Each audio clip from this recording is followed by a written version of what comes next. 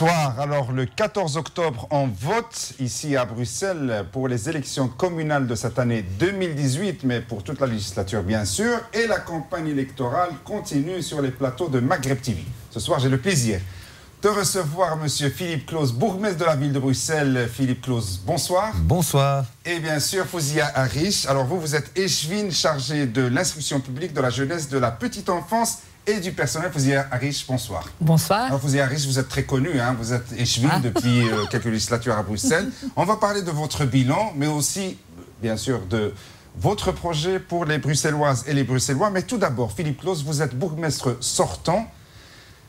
Quel bilan tirez-vous de cette dernière législature?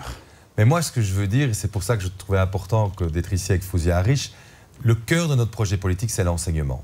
On est convaincu que c'est à travers les politiques scolaires que l'on peut vraiment émanciper notre jeunesse. Vous savez, le boulot de tous les parents, c'est de donner un avenir à leurs enfants.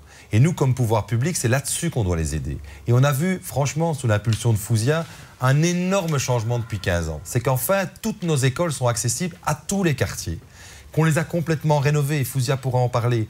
Moi, c'est ce qui me donne le plus d'espoir dans le Bruxelles de demain. C'est qu'on a réussi, à travers une politique dont on parle très peu dans les campagnes communales, on a l'habitude de parler de propreté, de sécurité. L'enseignement à la ville de Bruxelles, c'est pour le PS de la ville la priorité numéro 1, et c'est encore là-dedans qu'on va investir. Alors, à part l'enseignement, bien sûr, on va parler avec Fouzia, mais votre bilan à vous, en tant que bourgmestre sortant, vous le jugez positif ou bien sûr... Alors, il faut toujours avoir de l'humilité, mais de l'ambition pour sa ville. L'humilité, c'est continuer à dialoguer avec les citoyens, d'avoir une porte ouverte, de pouvoir recevoir tout le monde, d'être sur le terrain en permanence. C'est ce que fait notre équipe. Mais aussi de là, il faut une ambition pour Bruxelles. Aujourd'hui, Bruxelles, c'est une capitale internationale. 184 nationalités sont présentes sur Bruxelles. 35% des Bruxellois n'ont pas la nationalité belge. Et pourtant, ils sont tous bruxellois. C'est le message que je veux leur donner. Mais à côté des sommets européens, à côté des grandes institutions qui sont là, c'est la politique de proximité que nous avons développée avec un concept très simple. C'est ce que j'appelle la ville à 10 minutes. C'est que nous voulons construire à 10 minutes à pied, à côté de chaque Bruxellois, une école, une crèche, un centre culturel, un centre sportif, des transports en commun, des commerces de proximité et des espaces verts. C'est à ce prix qu'on améliore la qualité de vie en ville. On va revenir avec vous pour parler de votre projet pour les 5 prochaines années. Fouzia Harish, vous êtes en charge d'une compétence très importante, l'enseignement, bien sûr d'autres compétences, mais l'enseignement, l'école, la formation, c'est quelque chose qui intéresse presque toutes les familles de votre ville. Votre bilan à ce niveau, comment le jugez-vous? Alors, d'abord... Avant de parler des projets. Vous avez 1000 fois raison, tout le monde est concerné par l'école, puisque tout le monde y passe, au moins lui personnellement, et dans la plupart des familles bruxelloises, il y a évidemment des enfants. Nous avons d'ailleurs connu un essor démographique important, avec des jeunes enfants, donc une augmentation des naissances. Et donc, il fallait bien sûr anticiper le besoin en place scolaire, ce qui est aussi une manière de garantir l'égalité de traitement.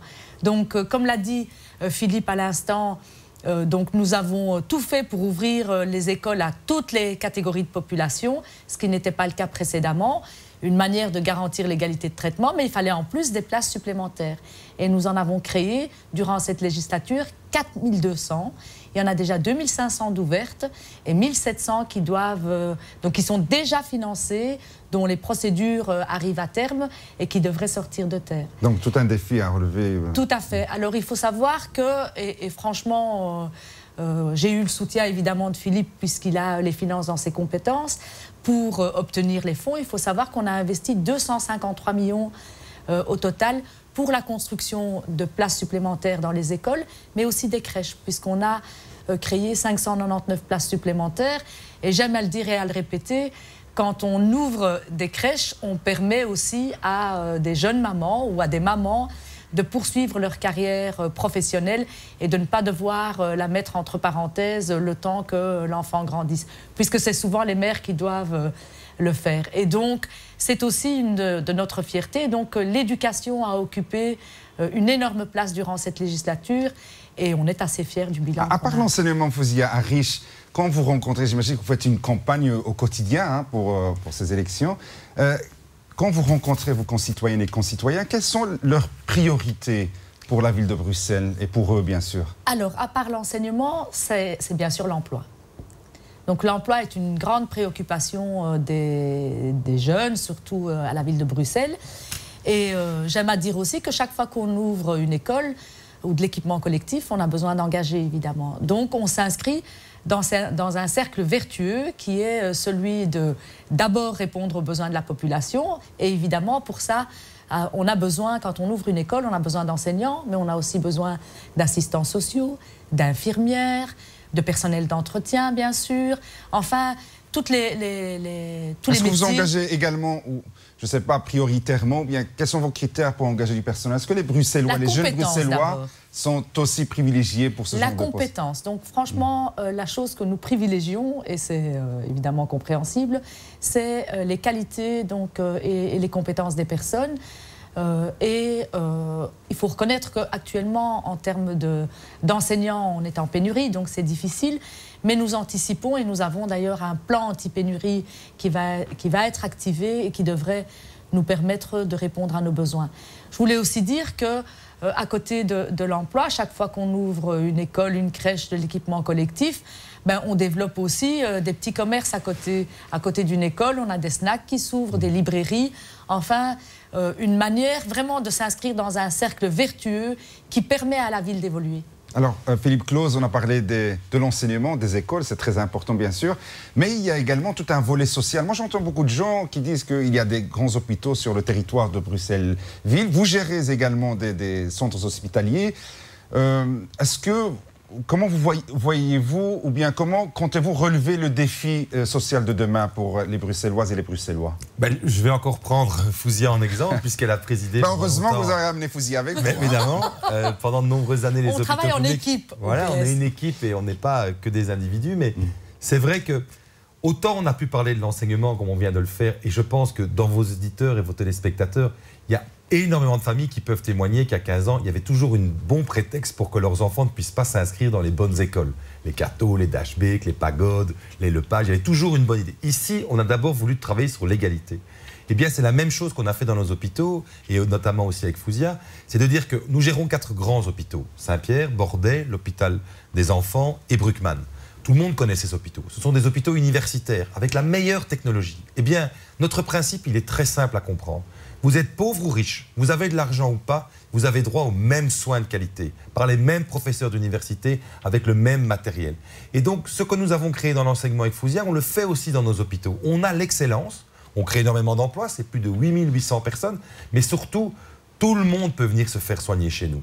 Nous représentons, avec les politiques sociales, plus de 40% de l'aide médicale d'urgence du pays. Du pays, tout le monde vient se faire soigner chez nous. C'est extrêmement important de dire à notre population... Si vous êtes malade, vous serez traité de la même façon que vous ayez de l'argent ou pas. Et c'est un vrai choix politique. Je prends un exemple. Il y a une majorité dans laquelle on n'est pas, à Schaerbeek, où le Parti socialiste n'est pas à Schaerbeek. Eh bien, la commune de Schaerbeek a décidé de ne plus investir dans son hôpital, l'hôpital Paul Brien, pourtant qui remplit une énorme mission sociétale. Et c'est donc la ville de Bruxelles qui a repris l'hôpital Paul Brien. Mais j'imagine que tout ça a un coût. Comment faites-vous pour relever ce défi financier ? On met des priorités, c'est très clair. Donc aujourd'hui, on a décidé que l'enseignement était le premier budget de la ville, ce que Fouzia a expliqué, c'est 4200 places. C'est donc là qu'on a mis de l'argent, et ensuite dans les crèches. Et nos hôpitaux, d'abord, on a une bonne gestion, il faut reconnaître. On a vraiment des équipes qui gèrent ça bien. Et on va chercher les budgets, parce qu'on considère que ce sont les 2 principales priorités de la ville, l'enseignement et la santé de nos concitoyens. Fouzia Harris, parlez-moi un peu de votre liste. C'est la liste du bourgmestre, bien sûr. Je ne vais pas laisser Philippe, puisqu'à chaque fois, il fait référence à vous.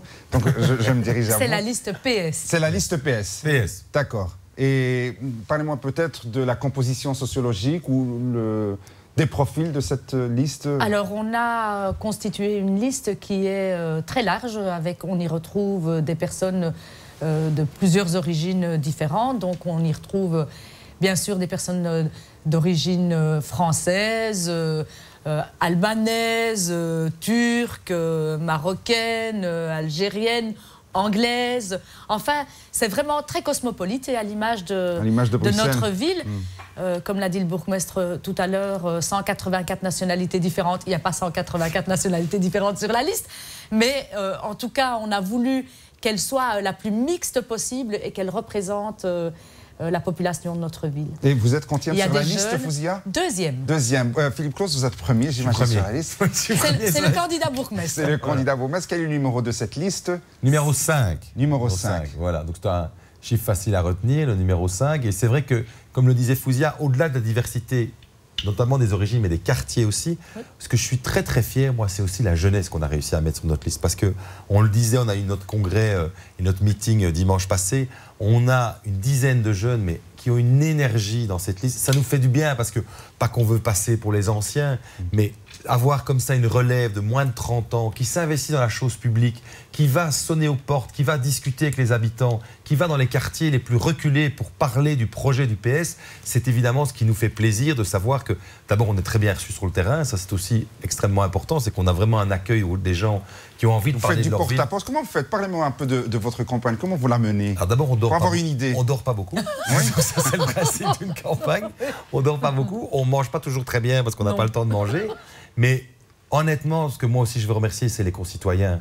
Ils ont envie de parler de leur ville, c'est super agréable. Objectivement, que ce soit sur un marché, que ce soit dans une rencontre citoyenne où beaucoup de gens organisent chez eux une rencontre avec les élus pour parler du quartier. Donc vous sentez qu'il y a un intérêt pour cette campagne, pour cette élection? Mais je sens surtout que les gens ont une confiance dans le PS incroyable. Pourquoi? Parce que ce sont des élections locales, ça les concerne directement, Fouzia? Je pense qu'on a gardé le contact permanent avec les citoyens. Et puis, les réalisations sont visibles. Les quartiers ont changé. On a investi dans l'espace public, on a investi dans les équipements collectifs. Et donc ça, les gens le voient. Et c'est évidemment de nature à établir une véritable confiance. Est-ce qu'il y a un investissement, je ne sais pas, est-ce que vous avez un projet pour une ville plus verte qu'auparavant? Je ne sais pas, est-ce que vous avez une de nos principaux objectifs, c'est notamment, on a développé un plan climat avec Khalid Zian, notre échevin de l'environnement, c'est de travailler à la fois sur les bâtiments passifs, parce qu'aujourd'hui on parle beaucoup de l'automobile qui constitue 20% de la pollution, mais 40% de la pollution, c'est le chauffage. Et les premières victimes de la pollution, c'est les quartiers populaires. Je donne un exemple. On a donné beaucoup de primes pour mettre du photovoltaïque sur les immeubles, mais ce sont des propriétaires qui en bénéficient. Les locataires, et plus particulièrement les locataires de logements sociaux, eux, ils continuent à chauffer l'extérieur de leur bâtiment tellement ils ne sont pas isolés. Donc notre priorité dans notre programme, c'est redonner de l'argent aux logements sociaux pour isoler. Parce qu'aujourd'hui, il y a beaucoup de familles qui viennent nous voir en nous disant, payent plus. Je paye plus de chauffage que de loyer.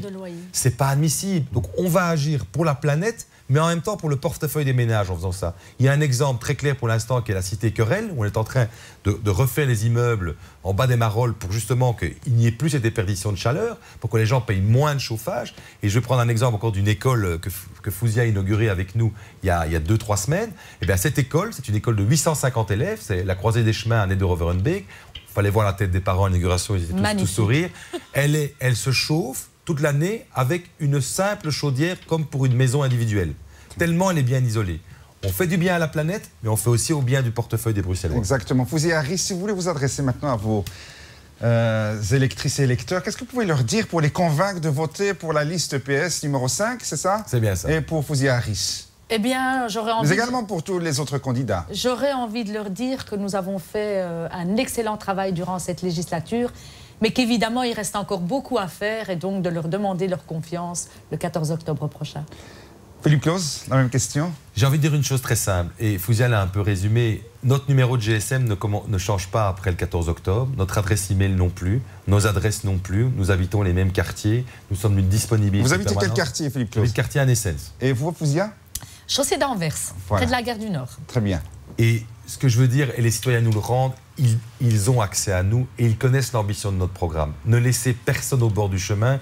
Et je résume toujours par une phrase, c'est pas très important de savoir d'où on vient, ce qui est important, c'est ce qu'on fait ensemble. Est-ce qu'on peut voter sur plusieurs personnes? Bien sûr. Vous pouvez voter, mais uniquement sur la liste PS, pour autant de candidats que vous le faites. Et donc faites-vous plaisir, votez pour autant de candidats que vous voulez, mais uniquement sur la liste PS. Merci, c'était Philippe Claus, bourgmestre de la ville de Bruxelles, et Fouzia Harris Eshvin, qui se présente sur la liste PS numéro 5 à la ville de Bruxelles.